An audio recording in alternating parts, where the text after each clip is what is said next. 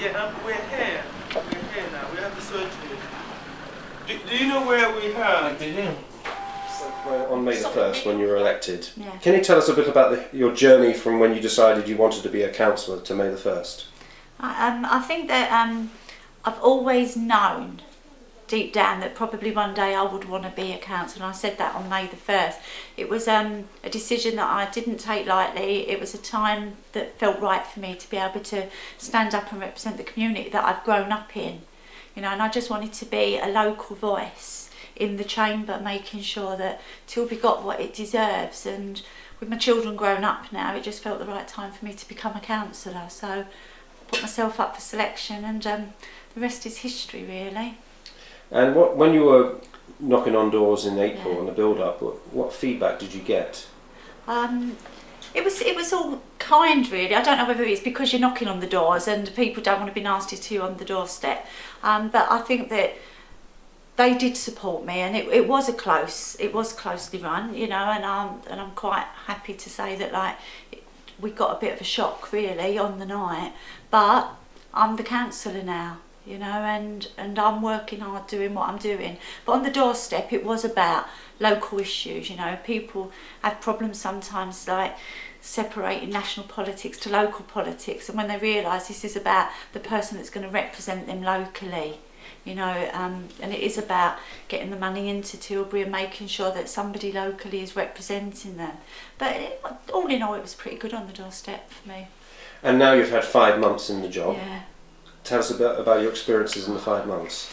Right, over the last 5 months, I think the biggest thing was the shock after, on May the 2nd, thinking that probably in April I was just like somebody in the community, and on May the 2nd I was suddenly this person that was supposed to help everybody sort all the housing problems out, you know, be able to sort all the problems out straight away, and not knowing where to go to be able to do that, you know. One minute you're just a person in the community, the next minute you've got all these powers, and it's not knowing where to go to do anything really. So that's been the biggest learning curve for me, is to use these last few months to settle in, you know, to get my head round being a councillor.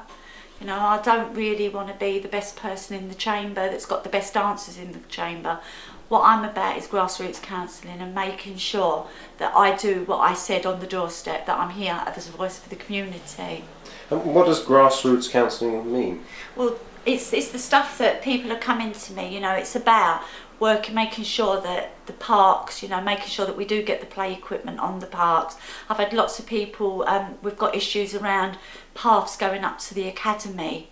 You know, there's one path and it's a shared cycle path. When there's grass the other side, then that's where they're all working. You know, so I'm working with the council on getting a second survey done about that, getting some speed signs up, getting the drains cleared. You know, that's the stuff that matters to the community. There's parking on verges, there's, you know, kids playing football on the grass verges that's making people's houses feel vulnerable.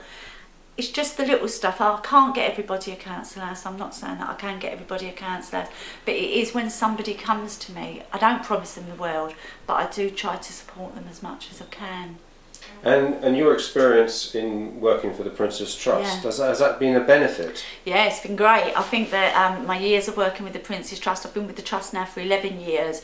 So what I did was I actually opted to go on to overview and scrutiny for young people's children's services. So I've been able to have quite an impact, because I just think that making sure that we do consult with young people on council policies. So I'm really enjoying that time there. I've already spent some time with the directorate up there to make sure that I understand exactly what my role is on overview and scrutiny. And already I've agreed to go on a sub-working group to consult with the forum. And you mentioned children's services and youth services. Thurrock Council has come in for quite a lot of criticism from government bodies regarding the provision of youth services. What would you like to see improve in regard to youth services? I'd like to see that, I actually think that youth clubs have seen their day. I think that young people don't use youth clubs anymore. They want something else now, you know, drop-in centres, you know, somewhere to chill out that they feel there's a bit of ownership around them. I think that we need to be doing that. We need to get some more outreach stuff done with the young people. Times have changed. Youth clubs are not. I went a youth club. You know, when I was young, youth clubs need to move on and get modernised, I suppose. So youth provision needs to be modernised. So what is the difference between a drop-in centre and a youth club? I think that there needs to be some more, young people need to feel that they own that space, rather than, right, on this night we do this at the youth club and this night we do that. I think that young people need to be on a board, you know, they need to be deciding what's going to be there. There should be internet cafes that they can drop in, and they shouldn't just be open, you know, on set nights at that time, you know. Weekends, 6 weeks holidays, the youth clubs all shut. You know, why do youth clubs shut when the schools are shut? When that's when we need our biggest provision. So how many drop-in centres are there in Thurrock? What, for youth clubs? Yeah. Right, I don't know what youth clubs is. I know that we've got the Tilbury Youth Club, you know, and I've done some work with them in the past in my own professional career, but I know like we've got the Stamford Youth Club and there's one in Ockenden, but you know, I just think that there needs to be perhaps not great big buildings, you know, perhaps smaller buildings used as youth drop-ins. They don't have to be all purpose, all singing, all dancing, you know, they just need to be different provision. So if we come back this time next year, Yeah. what do you hope you've achieved, say, over the next year? What, in Tilbury? In Tilbury. In Tilbury. I'd just like to think that if we was to do a door-to-door on my patch, people would say, she is working hard, she's doing what she said on the tin. You know, she said that she would be working hard in the community, and that's exactly what she does. She represents us in the chamber, but she doesn't forget that it's not the chamber that gets her elected, it's whether we come out and vote for her on the day. So that is what I'd want my community to say, that they phone up, they've got a problem, and that I deal with it when they ask me to.